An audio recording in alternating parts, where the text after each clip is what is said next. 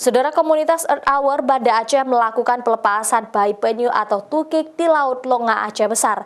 Sedikitnya 78 bayi tukik yang dilepaskan Minggu sore untuk menjaga kelestarian penyu. Komunitas ini terus memantau penyu serta telurnya dari ancaman pencurian. Inilah salah satu pantai yang sering disinggahi penyu yang ingin bertelur. Pantai Pasijalang di Kecamatan Longa Aceh Besar dijaga oleh komunitas Earth Hour serta beberapa aktivis lingkungan lainnya dari ancaman pencurian telur penyu. Misalnya Jafaruddin, dikenal sebagai bapak kasus tukik jenis lekang.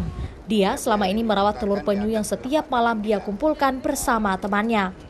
Alasannya agar anak cucunya kelak juga masih dapat melihat tukik atau bayi penyu seperti apa yang dia lihat sekarang. Sesudah dirawat, bayi penyu ini pun dilepas ke laut. Sedikitnya ada 78 bayi tukik yang dilepaskan. Untuk hari ini kami pelepasan penyunya sekitar 78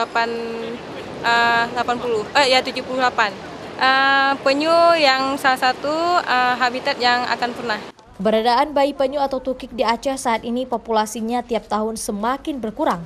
Bahkan dari 550 telur penyu yang ditemukan dan dipelihara, hanya 139 yang mampu menetas dan bisa bertahan. Hal ini terkendala karena tempat penangkaran tukik yang kurang memadai, sehingga membuat tukik mudah stres dan sering dimakan oleh semut. Memang merupakan pantai Pasijalang, patroli di malam. Anggota 5 orang nasi yang di balik pemburu di kantor Suripaya. Karena yang banyak sekarang jenis lekang, kalau sisik udah langka. Mungkin sedikit hari lagi jenis belimbing yang langka. Tukik lekang jenis penyu yang masih bisa dijumpai dengan mudah, sedangkan jenis belimbing atau sisik menjadi binatang langka.